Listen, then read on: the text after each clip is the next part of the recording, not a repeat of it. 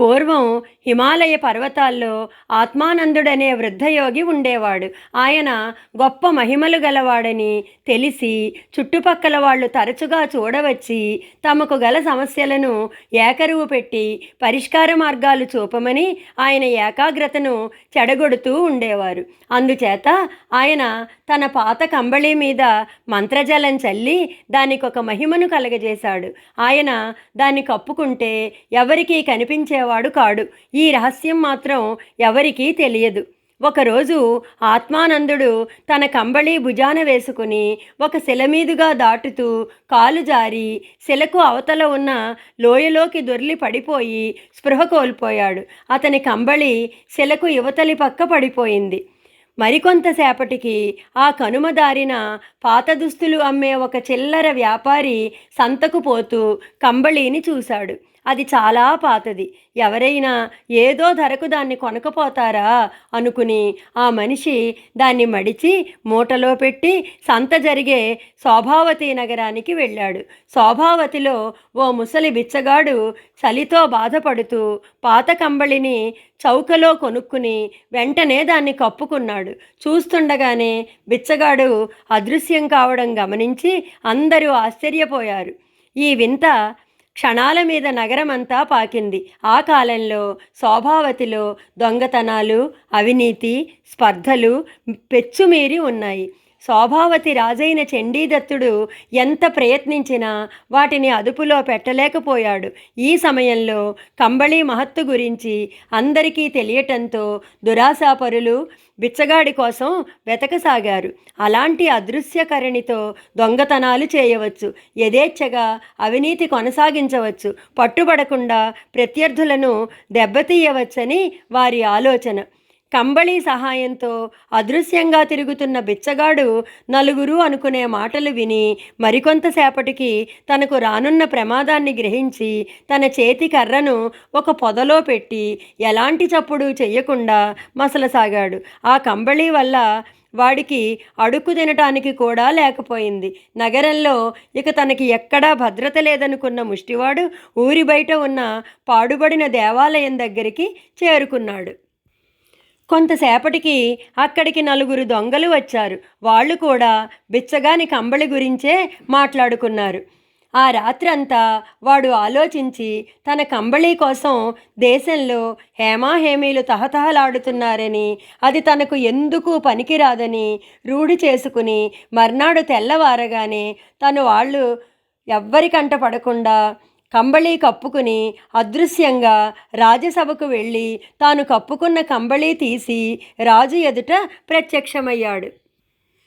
మహాప్రభు, ఈ కంబళి వల్ల నాకు ప్రాణహాని తప్ప శాంతి కానీ సుఖం కానీ లేదు. దీనిని మీ వద్దనే ఉంచండి అని బిచ్చగాడు కంబళిని రాజుకు ఇచ్చాడు. రాజు దాన్ని స్వయంగా పరీక్షించి దాని మహత్తును తెలుసుకుని బిచ్చగాడికి జీవితం సుఖంగా గడిచే ఏర్పాటు చేసి కంబళి తాను తీసుకున్నాడు. ఈ లోపల కొండ మీద పడిపోయిన ఆత్మానందుడు కోలుకుని తన కంబళి చండీదత్తుని వద్ద ఉన్నదని తెలుసుకుని శోభావతి నగరానికి వచ్చి రాజును ఏకాంతంగా కలుసుకుని తన కంబళి తనకి ఇయ్యమని అడిగాడు. రాజు అందుకు అభ్యంతరం చెబుతూ రాజ్య శ్రేయస్సు దృష్ట్యా ఇది నా దగ్గర ఉండడమే మంచిది అన్నాడు. రాజా, నేను కూడా రాజ్య శ్రేయస్సు కోసమే చెబుతున్నాను. అసాధారణ శక్తుల వల్ల మంచి కంటే చెడు జరగడానికి ఎక్కువ అవకాశాలు ఉన్నాయి. ఇలాంటి మహిమాన్వితమైన వస్తువు మనిషిని పాపకార్యాలకు, నీతిబాహ్యమైన పనులకు పురికొల్పుతుంది. ఉత్తముడివైన నువ్వు భ్రష్టుడివి కావడం నాకు ఇష్టం లేదు అన్నాడు ఆత్మానందుడు. శతవిధాల చెప్పిన రాజు తన వాదంతో ఏకీభవించకపోయేసరికి స్వానుభవంలో తప్ప నీకు ఈ విషయం బోధపడదు అంటూ నిట్టూర్చాడు. తన కంబళిని రాజు వద్ద ఉంచటానికి ఒప్పుకుని ఎందుకైనా మంచిదని చెప్పి రాజు చేతికి ఒక రక్షాబంధం కట్టి వెళ్ళిపోయాడు. కంబళి సహాయంతో రాజు దొంగల ముఠాలను, అనేక మంది అవినీతి పరులను కఠినంగా శిక్షించబడడంతో నేరాలు, అక్రమాలు నగరంలో పూర్తిగా తగ్గిపోయాయి. చండీదత్తుడి మనసుకు కొంత ప్రశాంతత చేకూరింది. ఒకనాడు సభ మందిరంలో రాజనర్తకి అయిన చెంచల నాట్యానికి ఆనందభరితుడై నర్తకిని ఏం కావాలని అడిగాడు. చెంచల మాయా కంబళిని 2 రోజుల పాటు తమ వద్ద ఉంది కదా, నాకు ఇయ్యరాదు అని అడిగింది. ఆమె ముచ్చటను రాజు నిరాకరించలేక శయన మందిరంలో ఉన్నదని వచ్చి తీసుకుని వెళ్ళమని అన్నాడు. రాజు శయన మందిరానికి చెంచల వచ్చి కంబళీ కప్పుకుని తిరుగుముఖం పట్టింది.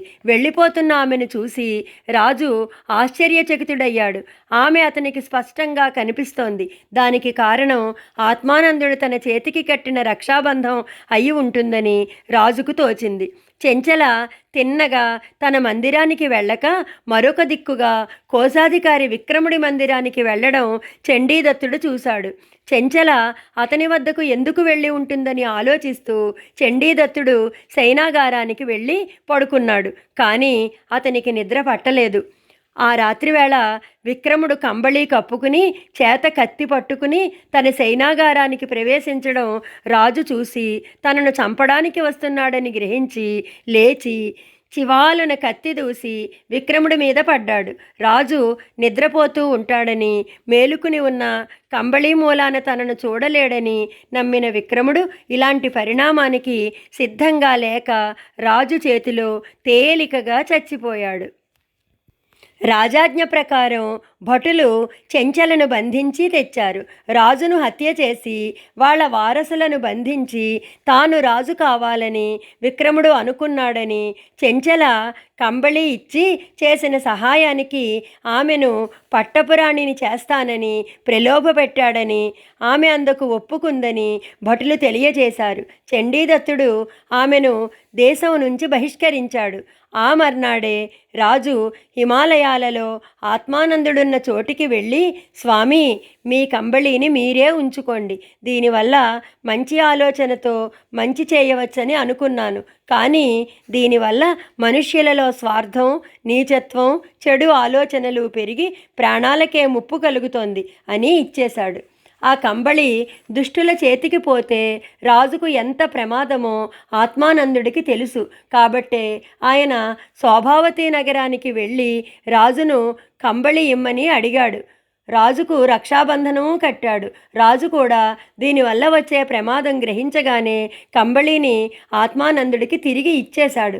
ఆత్మానందుడు, నీ వద్ద ఈ కంబళి ఉందనే భయం ప్రజల్లో ఉంటే చాలు అని నవ్వుతూ దానిని తీసుకున్నాడు.